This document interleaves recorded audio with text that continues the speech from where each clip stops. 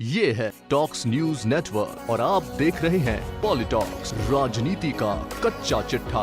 कर्नाटक में जेडीएस कांग्रेस की गठबंधन सरकार बिखरती नजर आ रही है। कर्नाटक में सियासी जंग जिस तरह से बदल रहा है, उससे लगता तो यही है कि संकट के बादल कभी भी सरकार को घेर सकते हैं। यहाँ गठबंधन सरकार को 1 साल भी पूरा नहीं हुआ है और इसके गिरने की नौबत आ खड़ी हुई है।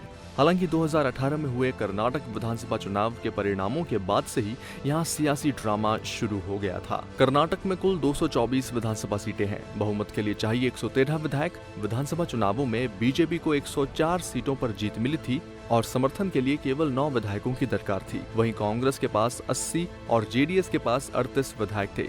2 सीटें अन्य पार्टियों के हिस्से आई थी। कर्नाटक के राज्यपाल ने विरोध के बावजूद बीजेपी को सरकार बनाने के लिए आमंत्रित किया था।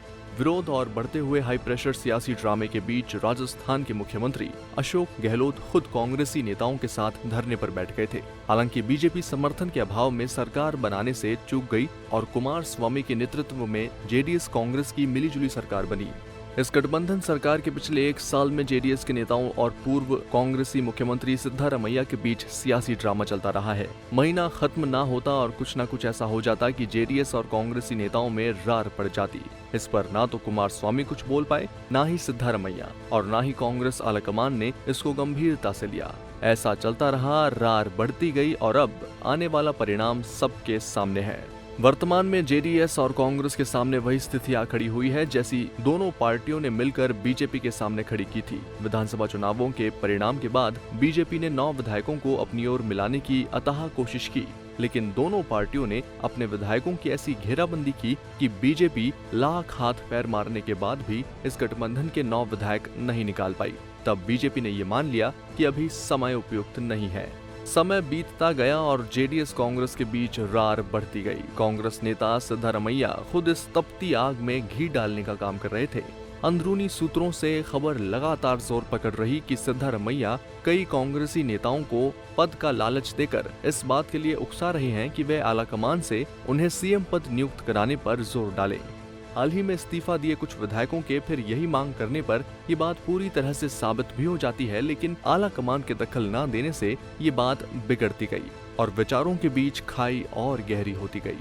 ताजुब की बात तो ये रही कि गठबंधन सरकार में पड़ रही इस गहरी खाई को पाटने की कोशिश ना तो सीएम और जेडीएस प्रमुख कुमार स्वामी ने की और न ही कांग्रेस आला कमान ने।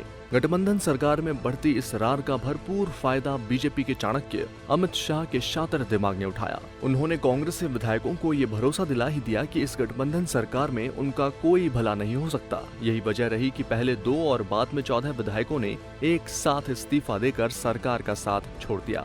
इनमें 13 विधायक कांग्रेस और 3 जेडीएस के हैं। 1 विधायक को पार्टी ने निष्कासित कर दिया था। अब ये गठबंधन सरकार पूरी तरह डूबती हुई नजर आ रही है। अगर मौजूदा इस्तीफा धारक विधायकों ने अपना त्याग पत्र वापस नहीं लिया तो सरकार गिरेगी, ये पक्का है। उसके बाद शुरू होगा बीजेपी का ऑपरेशन लोटस, जो प्रदेश में पहले भी एक बार चल चुका है। ऑपरेशन लोटस के जरिए बीजेपी 2008 में भी कर्नाटक में सरकार बनाने में सफल रही थी। उस समय बीजेपी 224 में से 110 सीटें जीत कर आई थी। बहुमत के आंकड़े को छूने के लिए बीजेपी ने ऑपरेशन लोटस का इस्तेमाल किया था। इसके तहत कांग्रेस और जेडीएस के 8 विधायकों ने व्यक्तिगत कारणों का हवाला देते हुए विधानसभा की सदस्यता से इस्तीफा दे दिया था। इन सभी नेताओं को बीजेपी ने अपने चुनाव चिन्ह पर विधानसभा उपचुनाव लड़ाया, जिसमें से 5 बीजेपी से जीत कर आए। बीजेपी का बहुमत साबित हो गया था और राज्य में बीजेपी की 5 साल की सरकार आसानी से बन गई। वैसा ही कुछ होता हुआ इस बार भी नजर आ रहा है। बहुमत के लिए बीजेपी को केवल 9 विधायकों की दरकार है। उनके पास 16 ऐसे विधायक हैं जो जेडीएस या कांग्रेस से इस्तीफा दे चुके हैं। बीजेपी इन सभी पर दांव खेलेगी और इनमें से आधे भी जीत कर आते हैं तो बीजेपी सरकार बनाने के साथ ही सदन की मुख्य पार्टी बनकर बैठेगी। पॉलिटॉक्स के लिए राहुल जैमन की रिपोर्ट। ये है टॉक्स न्यूज नेटवर्क और आप देख रहे हैं पॉलिटॉक्स, राजनीति का कच्चा चिट्ठा।